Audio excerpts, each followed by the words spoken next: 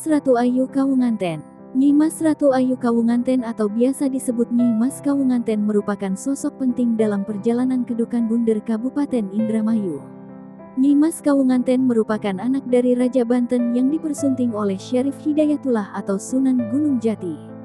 Dalam sejarah, Nyi Mas Kawunganten merupakan sosok yang berjasa yang membuka hutan Lebak Sungsang saat itu yang kini menjadi wilayah Kedokan Bunder. Hingga keberhasilan Nyi Mas Kawunganten saat bertarung dengan siluman ular raksasa. Sebagaimana dalam kisahnya dia pernah bermimpi. Petunjuk yang diperoleh dari mimpinya tersebut membuka pedukuhan di alas Lebak Sungsang. Namun bukan hal yang mudah bagi istri Sunan Gunung Jati yaitu Nyi Mas Kawunganten untuk membabat alas Lebak Sungsang. Pasalnya hutan ini masih sangat angker dan dihuni banyak sekali binatang buas dan siluman. Sebagaimana tercatat dalam buku sejarah babat tanah Kedokan Bunder bahwa kejadian itu berlangsung pada tahun 1497 Masehi. Saat itu kondisi hutan dengan pepohonan yang sangat besar, bahkan untuk menebang satu pohon saja membutuhkan waktu beberapa hari oleh pengawal Nyi Mas Kawunganten.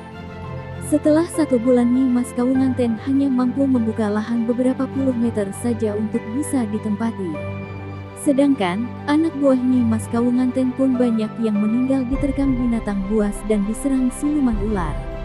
Saat babat alas juga Nyi Mas Kawunganten harus menghadapi Dewa Arus dan Dewi Santi, yang berwujud seekor ular raksasa penghuni alas Lebak Sungsang. Di tengah misinya membabat alas, Nyi Mas Kawunganten akhirnya berdoa dan bersemedi agar mendapatkan petunjuk untuk menaklukkan siluman ular ini. Dalam semedinya Nyi Mas Kawunganten mendapatkan petunjuk untuk bisa melawan siluman ular Dewa Arus dan Dewi Santi.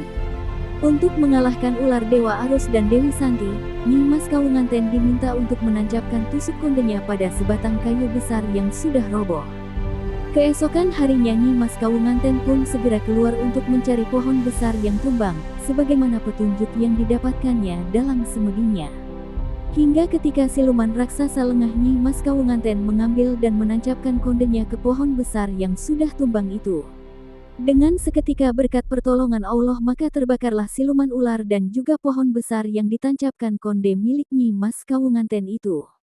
Api tersebut terus membakar pepohonan di alas Lebak Sungsang serta hutan di sekitarnya pun ikut terbakar dikarenakan kobaran api yang terus membakarnya.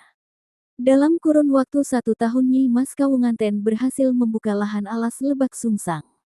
Itulah kisah kesaktian istri Sunan Gunung Jati, Nyi Mas Kawunganten yang berhasil kalahkan siluman ular dan membabat alas Lebak Sungsang yang dikenal dengan nama Desa Kedokan Bunder. Sumber, Babat Kedokan Bunder, Serat Handa para sesepuh, pitutur luhur para sesepuh dan ingatan kolektif para orang tua yang dituturkan kembali pada generasi berikutnya.